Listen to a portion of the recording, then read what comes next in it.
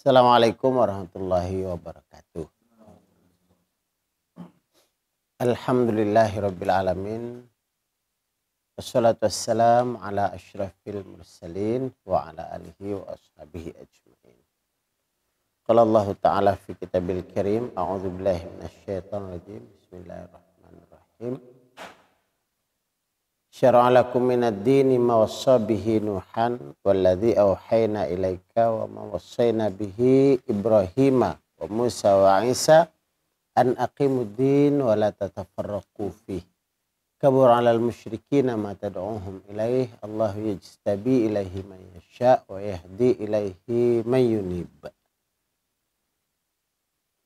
Dan dialah Allah yang telah mensyariatkan bagi kamu tentang din ini sebagaimana yang Allah telah wasiatkan kepada Nuh dan Allah telah wahyukan kepada Nabi Muhammad SAW, dan Allah telah wasiatkan juga kepada Ibrahim, Musa dan Isa, yaitu aqimuddin, tegakkanlah din. Wala tatafarraqu fih, dan jangan berfirqah, berpecah belah di dalamnya. Amat berat bagi orang yang musyrik apa yang kalian seru mereka kepadanya ini. Allah memilih untuk penegakan dinnya ini orang-orang yang dikehendaki dan memberi hidayah kepada orang yang kembali bertaubat. Surat Asy-Syura 42 ayat 13. Ikhwan fillah rahimakumullah. Ayat ini sudah sering kita terangkan. Cuma ada beberapa poin yang mungkin perlu bahasan ulang. Yang pertama, bahwa penegakan din ini adalah perintah utama yang diwahyukan Allah kepada Nabi Muhammad SAW dan diwasiatkan kepada nabi-nabi yang lalu. Kalimatnya wassabihi yang Allah wasiatkan itu Nabi Nuh, Nabi Ibrahim, Nabi Musa, Nabi Isa. Itu Allah sebutkan wassabihi, Allah wasiatkan. Kemudian adapun kepada Nabi Muhammad, Allah tidak bilang wassabihi, bukan sekedar wasiat saja, tetapi langsung Allah wahyukan. Diwahyukan caranya, diwahyukan bagaimana bentuknya. Ada dalam wahyu semua penegakannya itu. Jadi tidak kita bisa untuk mengarang-ngarangnya sendiri. Kalau kepada nabi-nabi yang sebelumnya sekedar disebut sebagai suatu wasiat untuk dilaksanakan. Tetapi khusus kepada Nabi Muhammad SAW, Allah sudah wahyukan caranya. Yaitu an aqimuddin wala tatafarraqu fi. Tegakkan din dan jangan berpecah belah. Jangan berfirqah-firqah di dalam menegakkan din. Artinya kita Allah perintahkan bersatu dalam penegakan din itu.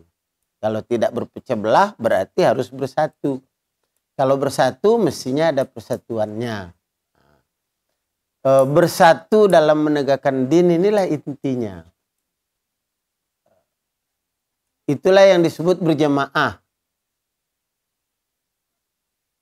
Ada sebahagian yang menyoroti masalah-masalah ubudiyah.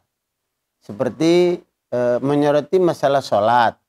Kita ini sudah sholatnya seperti sholatnya Rasulullah. Sudah benar sudah sholat seperti sholat Rasulullah. Ya cocok. Kemudian kita dakwahnya sudah door to door, dari rumah ke rumah, seperti dakwahnya para sahabat, seperti Rasulullah dan para sahabat. Begitulah yang kita lakukan ini. Maka kita sudah menyerupainya. Cara berpakaiannya kita seperti Rasulullah dan para sahabat. Sudah kita mengikutinya. Kemudian ada yang menyoroti dengan cara berkeluarganya. Persis sudah. Pendidikannya persis seperti cara mendidiknya Rasulullah dan para sahabat. Ada beberapa sorotan-sorotan yang kemudian masalah-masalah ubudiyah ini, masalah-masalah ibadah ini terangkum dalam satu jamaah yang mengurusi masalah ubudiyah ini. Sehingga ketika orang-orang yang mengurusi masalah sholat tadi disebut dia jamaah sholat. Ketika yang mengurusi masalah dakwah disebut dia jamaah dakwah atau jamaah tabligh. Ketika dia mengurusi orang-orang yang berpendidikan ya jamaahnya sendiri, ada organisasinya sendiri. Kemudian ketika yang mengurus haji juga dibilang sebuah jamaah haji. Ya. Dikira itulah jamaah. Dakwah itulah jamaah yang dimaksud dengan aqimuddin wala tatafarraqu, itulah jamaah. Itu bukan jamaah yang dimaksud, tapi itu adalah satu bentuk ubudiyah kepada Allah Subhanahu wa taala, di mana kita harus mencontoh kepada Rasulullah SAW. Itu sudah benar. Tetapi berjamaah yang dimaksud secara global bahwa an aqimuddin wala tatafarraqu fihi itu cara berjamaahnya, bukan cara ibadah-ibadahnya yang ubudiyah-ubudiyahnya, cara muamalahnya, cara bermasyarakatnya, bukan yang itu lagi yang menjadi bahasan pokok, tetapi cara berjamaahnya. Berjamaah menurut Rasulullah itu, menurut para sahabat itu, jamaah yang seperti apa yang disebut berjamaah itu. Maka inilah yang kita telusuri sirahnya, bahwa para sahabat terdahulu itu berjamaah di bawah pimpinan Rasulullah. Rasulullah sebagai pemimpinnya dan beliau adalah Nabi. Dan Nabi sekaligus sebagai khalifah Allah di muka bumi. Tapi setelahku tidak ada nabi lagi, kata Rasulullah. Tapi khalifah Allah di muka bumi tetap. Maka semua orang yang beriman berjamaah di bawah pimpinan seorang khalifah. Ada khalifah yang memimpin mereka. Nah itu tidak diganti, tidak dikarang-karang. Nama pemimpin itu tidak dikarang-karang. Bukan karangannya Ustaz Bukhari Baraja. Enggak, tapi itu adalah nama yang dikehendaki oleh syariat. Kalau setiap kelompok itu jamaah apa gitu ya, dia mengarang nama jamaahnya sendiri. Kemudian pemimpinnya dipanggil apa? Macam-macam, ada yang dipanggil ketua satu, pemimpinnya, ada yang dipanggil manajer, ada yang dipanggil molawi, ada yang dipanggil tuan guru, ada yang dipanggil nama-nama kehormatan yang dikarang-karang. Macam-macam. Itu juga tidak salah memanggil pemimpin jamaah haji, misalnya dia dipanggil dengan kehormatan Pak Haji, misalnya tidak masalah. Tetapi bukan itu yang dimaksud kepemimpinan Islam dalam berjamaah, bukan itu yang dimaksud. Yang dimaksud kepemimpinan Islam dalam berjamaah itu adalah khalifah, khalifah yang memimpin karena sudah nggak ada nabi. Nah, ini yang kita ingin pahamkan kepada umat Islam seluruhannya, bahwa kita wajib mempunyai khalifah. Ada kemudian yang bertanya, ya mana khalifahnya? Kita kasih tahu, ini Ustaz Bukhari Baraja, ini khalifahnya. Kemudian ada juga yang melanjutkan pertanyaan, kalau memang dia khalifah, mana kekuasaannya? Kita sampaikan bahwa di dalam Al-Quran itu tidak ada yang ayat satupun yang memerintahkan kita untuk berkuasa. Wahai orang-orang beriman, berkuasalah kamu. Tidak ada. Yang ada itu berjamaahlah kamu, bersatulah kamu. Itu perintahnya. Nanti kekuasaan itu kalau Allah kehendaki Allah beri. Kalau Allah tidak kehendaki ya tidak diberi. Itu haknya Allah. Para nabi saja itu tidak Allah perintahkan berkuasalah kamu. Tidak. Para nabi itu diajak untuk mengajak umatnya bersatu.